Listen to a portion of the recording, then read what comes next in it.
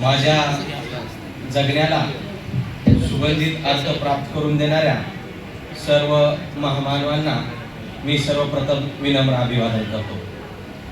व्यासपीठावर जमलेले सर्व मान्यवर व माझे सर्व समाज बांधव भगिनी, तुम्हा सर्वांना लोकशाहीर साहित्यरत्न डॉक्टर अण्णाभाऊ साठे यांच्या जयंतीनिमित्त खूप खूप शुभेच्छा।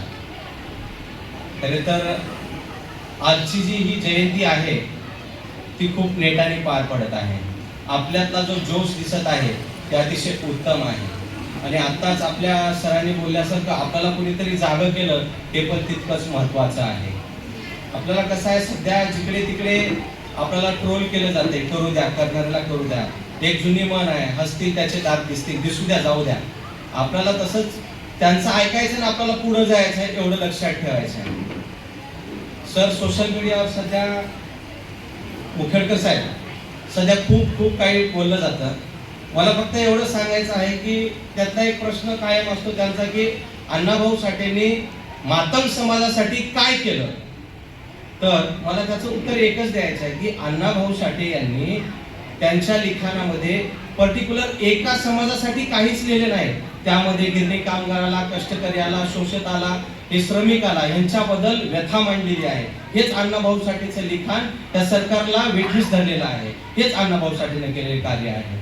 मी माझ्या शब्दामध्ये एक छोटीशी कविता लिहिली आहे, ते सादर करण्याची परवानगी आहे। त्या कवितेचं नाव आहे परिवर्तनाचं बंड। शाहीर विनोद गवाले सर, तुमच्यासाठी खास विनंती आहे, जमलंच मी तुम्हाला पाठवतो, हे गीतात रूपांतर करा। शासकाला तू धरून वेठीस, शासकाला तू धरून वेठीस, न्याय देण्या भाग पाडला। अण्णा, तुझ्या साहित्यात मी बंड करणारा नायक पाहिला। अन्यायाच्या छाताडावरती शब्दांचा तू घाव घातला। शोषितांच्या वेदनेला तू लेखणीतून आवाज दिला। मातीशी नातं जपताना तू माणूसपणाचा धर्म सांगितला। फकीराच्या त्या बंडखोरीत क्रांतीचा अंगार पाहिला। माझी मैना तुझी छक्कड ठरली चळवळीचा हुंकार। माझी मैना तुझी छक्कड ठरली चळवळीचा हुंकार। संयुक्त महाराष्ट्राच्या लढ्याला दिला शब्दाचा अंगार। लेखणीने तुझ्या ठेचून काढला मुंबई हिरावू पाहणारा विषारी नाग। लेखणीने तुझ्या ठेचून काढला मुंबई हिरावू पाहणारा विषारी नाग। तुझ्या शाहिरीतून पेटली अण्णा महाराष्ट्राच्या मनामनात आग। अण्णा, तुझ्या लिखाणात जाती पलीकडची माणुसकी जाणवते। बा भीमाच्या धर्मांतरांतरची समाजमनाची पालटलेली दिशा जाणवते।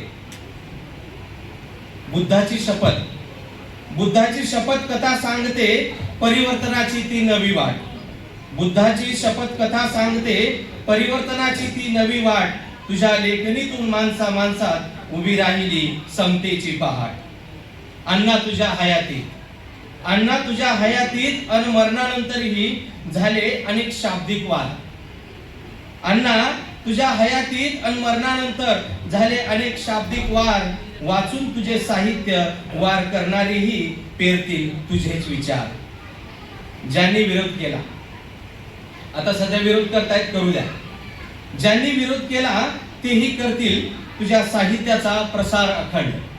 ज्यांनी विरोध केला तेही करतील तुझ्या साहित्याचा प्रसार अखंड। कारण तुझ्या शब्दात दडलेलं होतं परिवर्तनाचं बंड। तुझ्या साहित्यात दडलेलं होतं परिवर्तनाचं बंड। जय भीम, जय लवजी, जय अण्णा, जय